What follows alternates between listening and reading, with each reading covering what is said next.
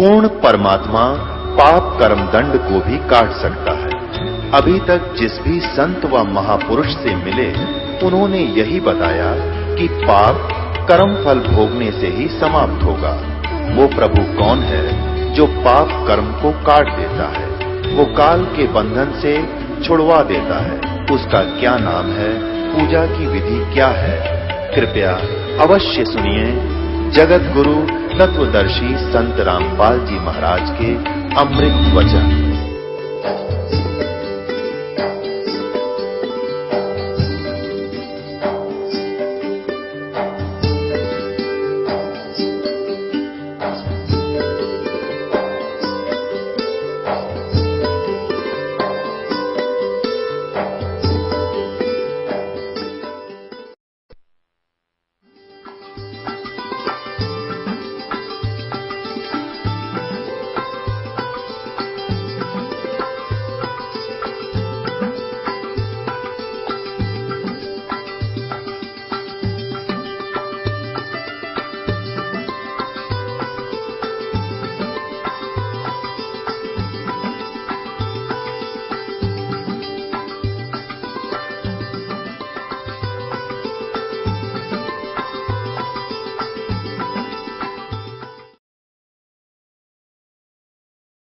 अब क्या होता है,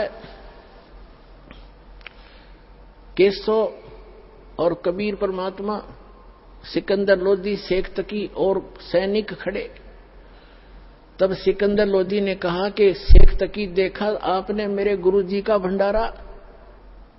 तब शेख तकी क्या कहता है, ऐसे ऐसे भंडारे हम सब कर दें, इसने तो ऐसा महोत्सा सा किया है।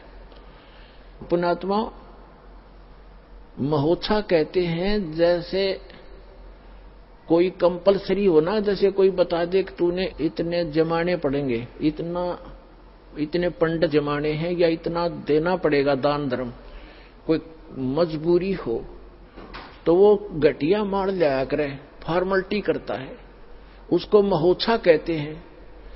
और जग जोनार खुशी में किया करते हैं, जैसे किसी के गढ़े दिनों में कोई पुत्र प्राप्ति होती थी तो उसकी न्यारी खुशी होती थी, खूब रोट भोजन थे, भंडारे थे, घी से, हलवे से, खुले हाथ से बरता है, उसको जग जोनार कहते हैं।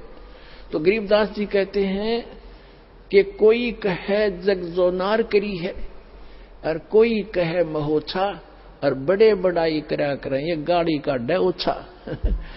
जो शेख तकी तो अच्छा था, घटिया इंसान, अन्यों के क्या किया है इसने, यानी उसका वो तो उसका पक्का विरोधी था, भगवान का दुष्ट था वो।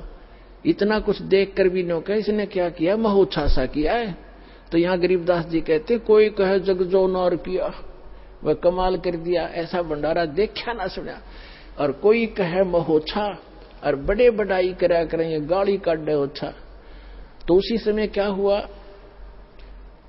सिकंदर लोधी ने कहा, केशव जी आपके बंजारे और बैल तो बहुत दूर चले गए होंगे, दरिया से निकलकर गंगा को जो पार करने लगे वो बैल, उससे पार होना था दरिया से, गंगा से, तो गंगा एकदम नीचे उतर गई, घुटना पानी रह गया उन बैलों के। तो सभी हैरान थे देखने वाले, राजा भी और भी, कि एकदम गंगा इतना डाउन फॉल मारेगी और उनके पार निकलते फिर फुल स्विम पे होगी।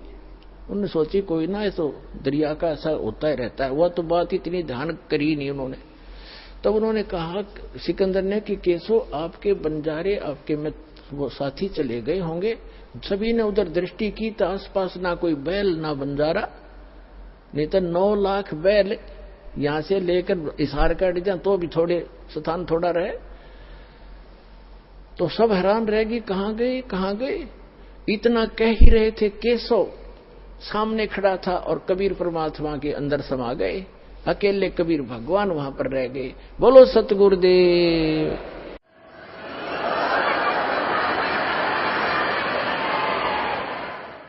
दोहु ठौर है एक तू भया एक से दो, और गरीबदास हम कारणे तुम आए हो मगदो।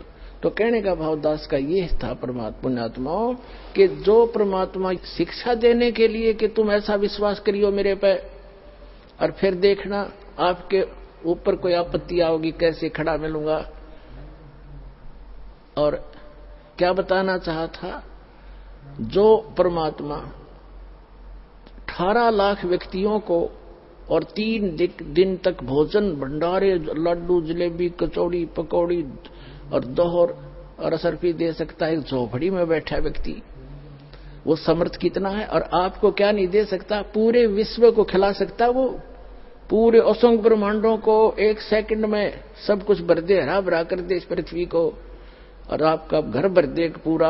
अगर विश्वास करोगे तो ये सत्य मान लेना, उस समर्थ का सहारा आपको है। तो समर्थ का शरणाग हो, रंग होरी हो, भाई कदे न हो ए काज राम, रंग होरी हो।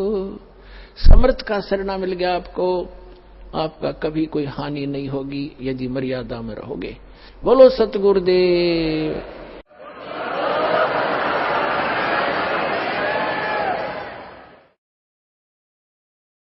परमपिता परमात्मा पूर्ण ब्रह्म सारी सृष्टि के रचनहार कबीर परमेश्वर जी की असीम रजा से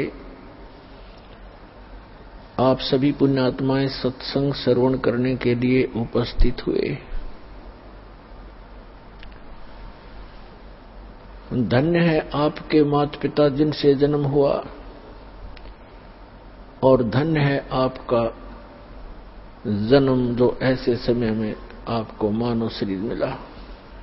मानव शरीर प्राप्त करके प्राणी क्या करता है, उसे करना क्या चाहिए, मनुष्य जीवन का मूल उद्देश्य क्या है, इसका ज्ञान सत्संग से होता है।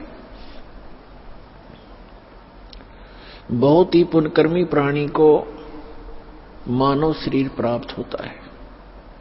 उससे भी पुण्यकर्मी प्राणी वो है जिसके अंदर सत्संग परमात्मा की चाह है, प्रेरणा है, जिस कारण से वो कहीं ना कहीं भटक रहा है, कोई ना कोई भक्ति विधि अपनाए हुए है। और उन सबसे उत्तम वो प्राणी है जिसके अंदर भक्ति की प्रेरणा है और उसको सतगुरु मिल जाता है मानव शरीर के अंदर। तो पुण्यात्मा, आप उन पुण्यकर्मी प्राणियों में से हो, उन best, good, better, best 3 quality होती है। आप उस बेस्ट क्वालिटी की पुण्यात्मा हो जो आपको ऐसे समय में मानव शरीर मिला, इस भक्ति काल में, मोक्ष काल के अंदर, मोक्ष समय है ये, मुक्त होने का ये गोल्डन चांस इसी समय होता है कलयुग के अंदर ही, और वो ये है बीचली पीढ़ी। और अब जिसको ये मानव शरीर प्राप्त है, आप बहुत ही पुण्यकर्मी प्राणी हो, आप युगों युगों से परमात्मा के चरणों में रहे हो, लेकिन आप गलती कर गए, यहां से निकल नहीं पाए। आपके पास इस भक्ति समय में की हुई भक्ति साधना की जो पूंजी थी, जो आपकी भक्ति धन था आपका, वो बहुत घना था, जिस कारण से आप न जाने कितने युगों तक फिर सिलप गए। जो पुण्यात्माएं इस मोक्ष काल में पार नहीं हो पाएंगी, उनके पास भक्ति धन तो बहुत हो जाएगा, क्योंकि सत साधना ऐसी है, इसकी साधना से भक्ति धन बहुत हो जाता है। और यदि पार नहीं हुआ और फिर वही रह गया, तो फिर उसको लुटेरे लूट लेते हैं। ये काल एक लुटेरा है जिसके लोक में आप रह रहे हो। ये 1 नंबर का ठग है, बंटवारा कहा है संतों ने इसको, जो सुनियोजित तरीके से आपके भक्ति धन का नाश करवाता है। तो उससे बचने के लिए आप जी ने अब बड़ी सावधानी बरतनी है और सतलोक चलना है, अपना पीछा छुटवाना है। मनुष्य शरीर प्राप्त करके जो प्राणी भक्ति नहीं करते, तो वो अपना जीवन नाश कर जाते, और जो भक्ति करते भी हैं, अंतिम श्वास तक सावधान नहीं रहते, तो वो भी बने बनाए काम को बिगाड़ लेते हैं। भक्त को अंतिम श्वास तक साधना करनी पड़ेगी, मर्यादा में रहना पड़ेगा। जैसे खेल के खिलाड़ी होते हैं, वो जहां से स्टार्ट करते हैं, यानी कोई डिस्ट्रिक्ट स्टेट से स्तर से, जिला स्तर से खेलना शुरू करते हैं, वहां भी नियम वैसे ही है। उन मर्यादाओं में रहकर जो उसके अंदर भी वो नियम ज्यों के त्यों बने हुए, और वहां सफल होते हैं। फिर वो राज्य स्तर पर खेलते हैं, वहां भी वही नियम है, और अंतिम गेम तक उन्होंने वैसे ही मर्यादा में रहकर ही सावधानी से खेलना पड़ता है, तभी वो सफल होते हैं। इसी प्रकार प्रत्येक सदग्रंथ में कहा है कि परमात्मा की भक्ति अंतिम श्वास तक करनी होती है। परमात्मा कहते हैं, राम नाम रटते रहो जब तक घट में प्राण, कभू तो दीन दयाल के बनक पड़ेगी कान। ये सूक्ष्म वेद की वाणी है जो परमात्मा अपने मुख कमल से स्वयं ही आकर के बोला करते हैं यथार्थ ज्ञान। इसी का समर्थन दिया है यजुर्वेद अध्याय नंबर 40 के मंत्र नंबर 15 ने। उसमें कहा है कि वायु अनिलम अथ इदम भस्मांतम शरीरम, ओम कर्तो समर, किलवे समर और कर्तुम समर। अंतिम श्वास तक, इस जीवन का, इस शरीर के नष्ट होने तक इस ओम नाम का जाप काम करते करते सिमरण करो। विशेष कसक के साथ, यानी श्रद्धा के साथ, एक विशेष आस्था के साथ इसका सिमरण करो, और मनुष्य जीवन का मुख्य कार्य समझकर इसका सिमरण करो। तब आप शरीर छोड़कर जाओगे, तब तक इसका सिमरण करते रहोगे। इस ओम नाम से जितना भी अमरत्व आपको प्राप्त होगा, वो इस मंत्र से हो जाएगा। फिर ये तो है ब्रह्म तक की साधना। अब चाहे आप ब्रह्म की साधना करो, और चाहे आप किसी परब्रह्म की साधना करो, या परम अक्षर ब्रह्म की साधना करो, उनके लिए एक जैसे ही नियम होते हैं। तो सूक्ष्म वेद में श्रीमद् भगवद गीता में लिखा है, 8वें अध्याय के 13वें श्लोक में गीता ज्ञानदाता कहता है कि मेरा सुमरण जो है, मेरी भक्ति, ओम इति एकाक्षरम ब्रह्म व्यवहारण माम अनुसमरण यह पर्याति तदन देहम सयाति परमाम गतिम। मुझ ब्रह्म का केवल एक अक्षर ओम मंत्र है और कोई नहीं, नथिंग एल्स। इति, बस यही फाइनल है। और जो इस ये पर्याति तजन देहम, शरीर छोड़ते तक इसका सिमरण करता हुआ, उच्चारण करके सिमरण करता हुआ जो शरीर छोड़कर जाता है, स याति परमाम गतिम, वह ओम से मिलने वाली परम गति प्राप्त करता है। ओम किसका मंत्र है? ब्रह्म का। और ओम से कौन सा स्थान प्राप्त होता है? ब्रह्मलोक। देवी भागवत के अंदर 7वें स्कंद में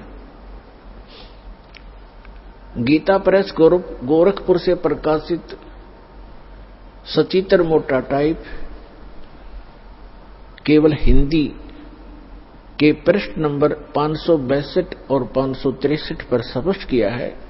देवी हिमालय जी को कह रही हैं कि सभी पूजाएं त्याग दे, अन्य किसी देव में आस्था मत कर राजन, केवल एक ब्रह्म की साधना कर, ओम उसका नाम जाप है, ओम का सिमरण कर और ब्रह्म पाने का उद्देश्य कर, इससे तेरा कल्याण हो जाएगा, तू उसको प्राप्त हो जाएगा ब्रह्म को। और वो ब्रह्म, वह ब्रह्म ब्रह्मलोक रूपी दिव्य आकाश में रहता है, यानी वो ब्रह्मलोक में रहता है।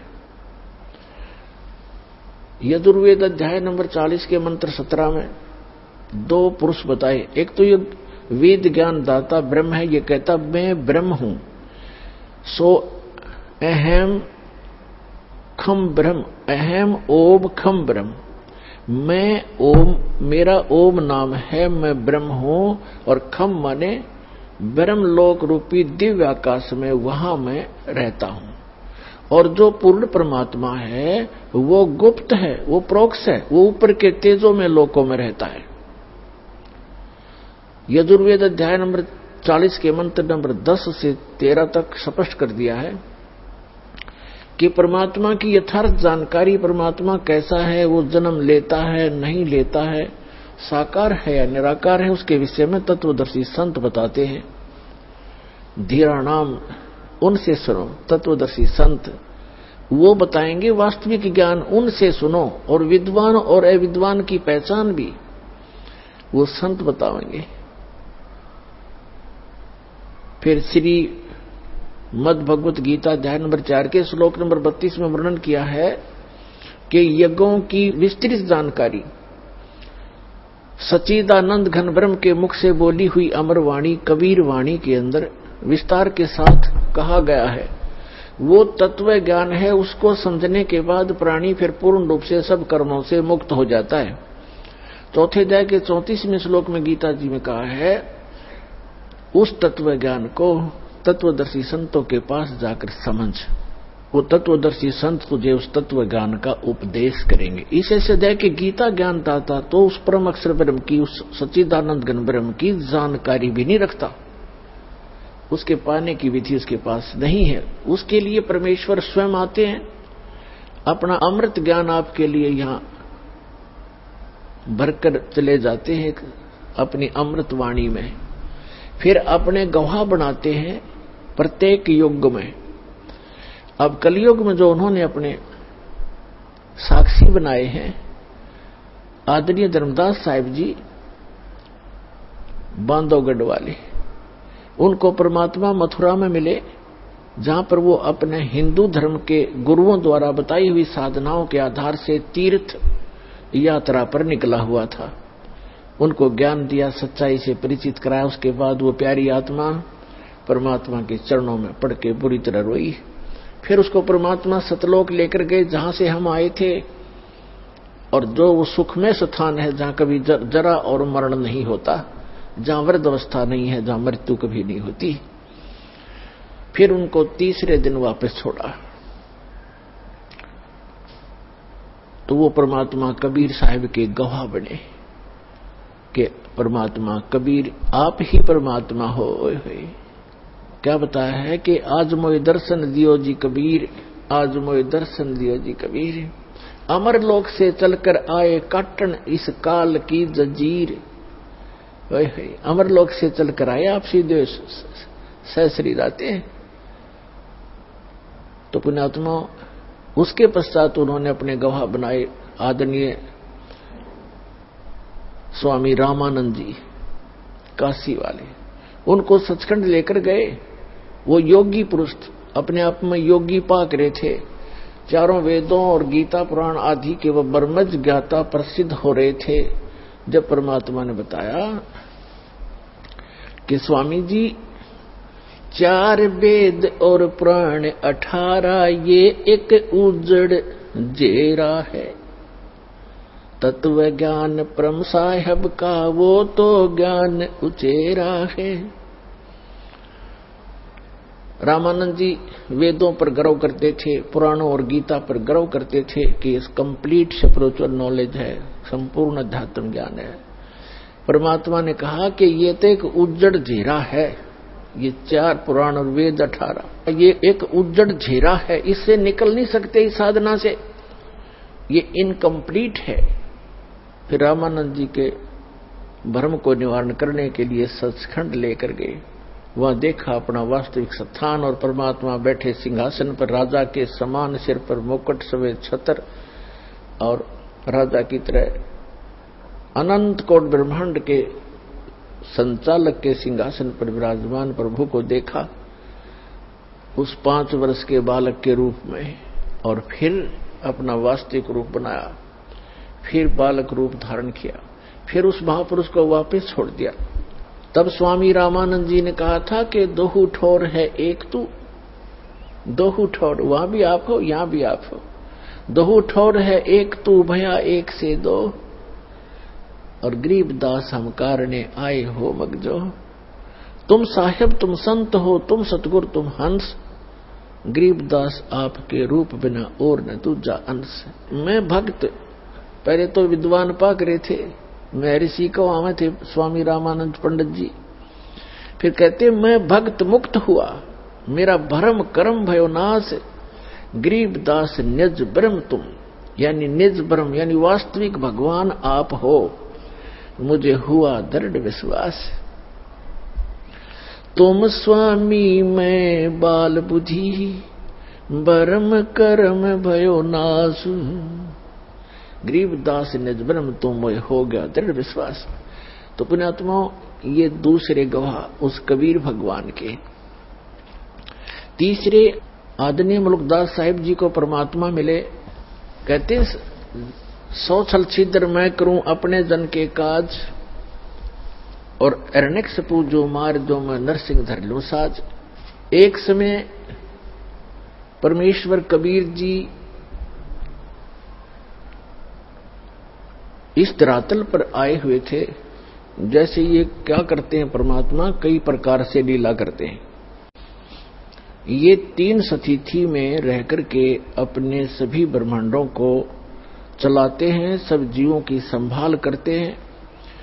एक सतिथि में ये सतलोक में रहते हैं अपने ही अन्य रूप में, और दूसरी सतिथि में वो क्या करते हैं, प्रत्येक युग में एक बालक रूप धारण करके और किसी सरोवर में कमल के फूल के ऊपर आकर विराजमान होते हैं, जिस कारण से वो नारायण कहलाते हैं। नार माने जल, आयन माने उस पर आकर निवास करने वाला, इसलिए सत्यनारायण कहलाते हैं। सत्यनारायण माने अविनाशी परमात्मा। धीरे धीरे बड़े होते हैं, उनको निसंतान दंपत्ति उठा ले जाते हैं, वहां लीला में तरीके से बालक की तरह बिल्कुल एक जन साधारण की भूमिका करते हैं। कोई भ्रम में कहता है कि ये कोई कहीं मिला होगा, कोई डाल गया होगा, जैसे भी अटकलबाजी चलती रहती, चलती रहो, सच्चाई कुछ अन्य ही होती है। जिस कारण से वो परमात्मा धीरे धीरे बड़े होते हैं, छोटी ही उम्र में, छोटी आयु में ही बड़े बड़े विद्वानों के छक्के छुड़ा देते हैं आध्यात्म मार्ग में, और विनम्र रहते हैं, एक पूरी मर्यादा निभाते हैं जो एक भक्त संत को मर्यादा में रह के भक्ति करनी चाहिए। तो वो परमात्मा तीसरी सतिथि में वो क्या करते हैं, जब चाहे कहीं भी प्रकट हो जाते हैं और अपनी अच्छी आत्माओं को मिलते हैं, एक जिंदा महात्मा के रूप में, एक साधु संत के रूप में आते हैं।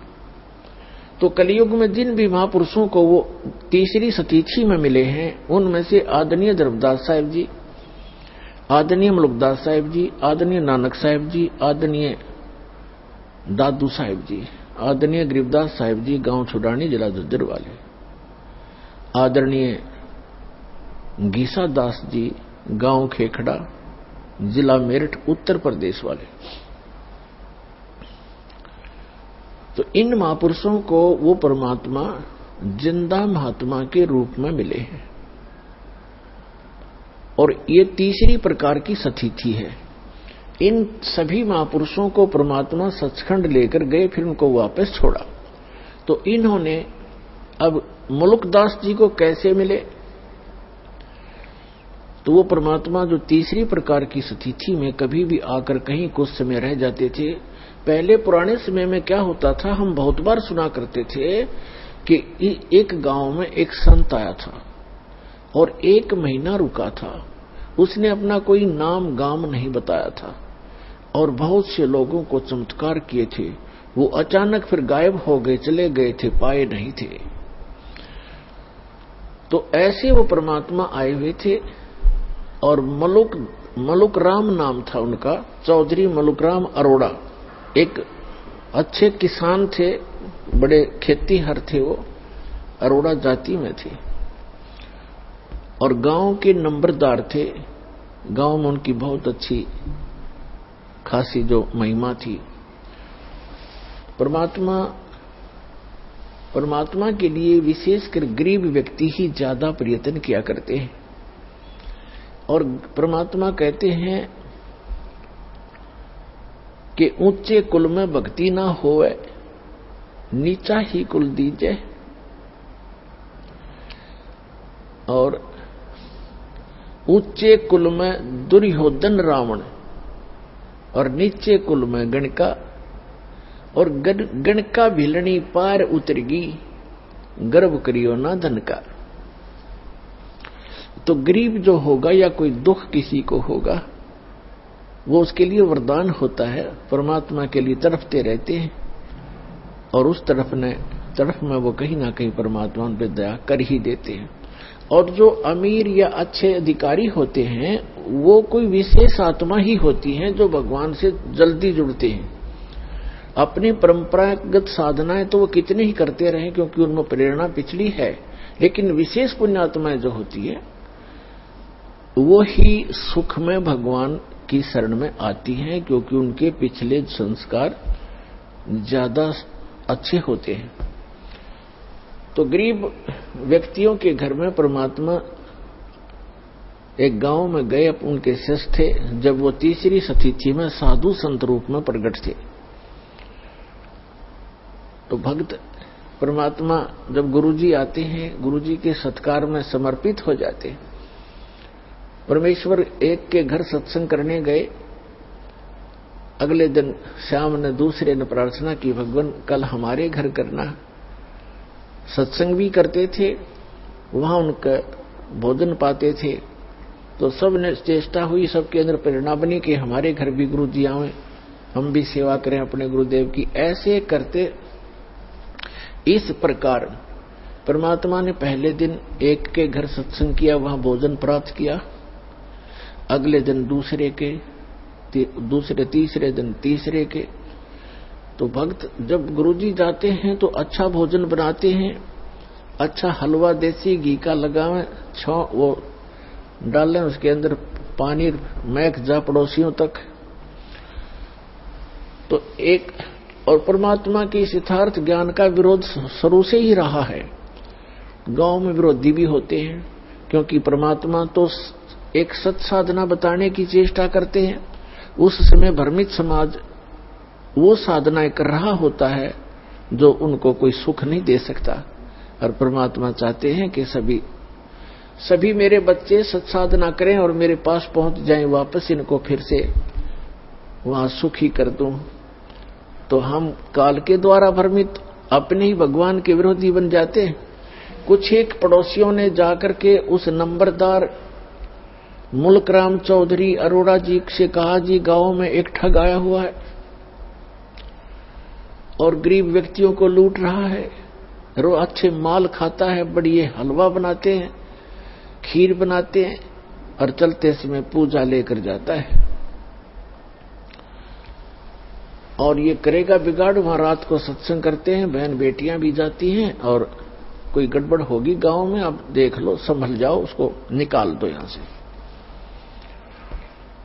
अब पुण्यात्मा होते हैं, उस मुल्क राम जी के मन में ये आया कि भी साधु संतों के साथ खसना नहीं चाहिए, प्यार से ही देखूंगा मैं वास्तविकता क्या है, फिर मैं कोई बात करूंगा। तो मुल्कदास जी ने फिर सावधानी बरती, जिधर सत्संग थे उस साइड से गलियों से निकलकर खेतों में जाने लगा। तो क्या देखा कि तीसरे दिन किसी के घर में छौंक लगा और फिर हलवे का बनाने का समय हो गया। वो निकलकर जा रहा था, उसने आई महक कि भी हलवा तो बना रखा है। अगले दिन वो तीसरे के घर में, चौथे के घर में, तो मुल्कदास ने सोचा भी अब बात तो सचमुच है, तो रोज हलवे खावे है, देखते न्यू कौन है कैसा है। तो परमात्मा बैठे थे, ए ठगवाड़ा ठगी देश, उसको पहचान ले तो फिर हम पारे हो जाएं। हम पहचान ही नहीं पाते उस परम पिता को, हम अपनी अटकलों से उसकी डेफिनेशन बनाए बैठे हैं। अब मुल्कदास ने जाकर देखा, एक सिंपल सा आदमी बैठा है, दाढ़ी मूछ, बड़ी हुई है, सफेद से कपड़े पहना है, गले में माला डाली है, जैसे एक साधु संत सादिक है। मलुकदास ने कहा कि ए भक्त, आप ये क्या कर रहे हो? आज तीसरा दिन हो गया मुझे देखते, अच्छे हलवे खाते हो, खीर खाते हो, आप अपना काम करके क्यों नहीं खाते हो? अपनी मेहनत करा करो, मजदूरी करनी चाहिए।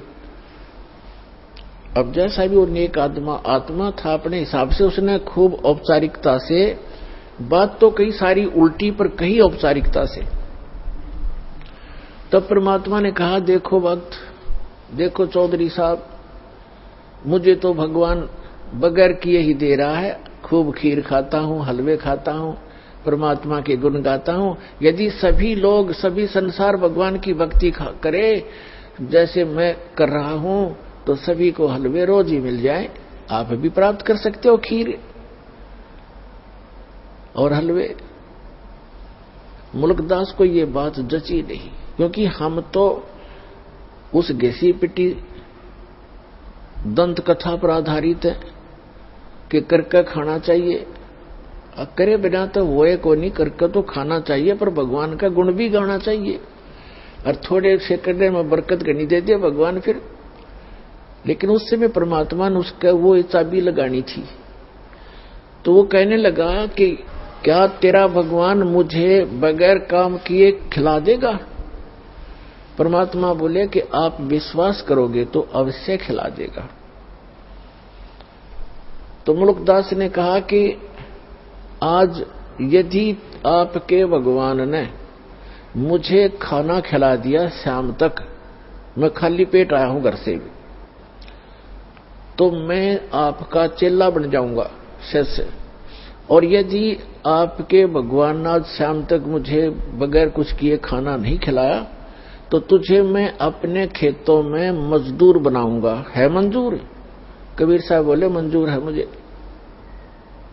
ठीक है। अब चौधरी साहब चले गए। पहले बड़े वन होते थे, जंगल होते थे, गांव के खेतों से भी थोड़ी दूरी पर जंगल होते थे, चारों तरफ वन।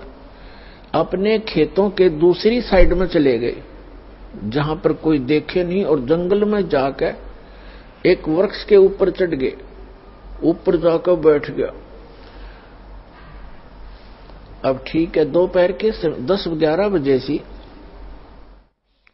वहां गडरिए आगे, ये भेड़ बकरी चराने वाले, वो कुछ गाय भी साथ में रखते हैं, गौवे भी, उनका कोई त्योहार था। उन्होंने अपने एक साथी से कहा कि आप यहां खीर बना लो। वहीं पर एक कुआं था छोटा सा, ये कुआं है यहां पर, इसमें से जल ले और यहां खीर बना लो इस वृक्ष के नीचे, उसी वृक्ष के नीचे जिसपे वो चौधरी साहब बैठे थे। और हम जा रहे हैं, पशुओं को चरा लेंगे, फिर हम आ जाएंगे 1-2 घंटे में, 12 बजे से। वो कहने लगा ठीक है। उसने खीर चढ़ा दी